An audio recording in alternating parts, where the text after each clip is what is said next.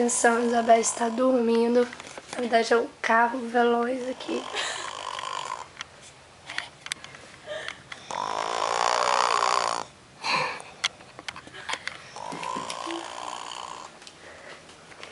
Que situação.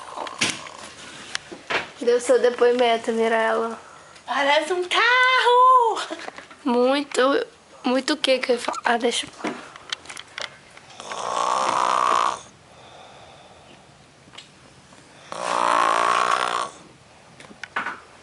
Que medo.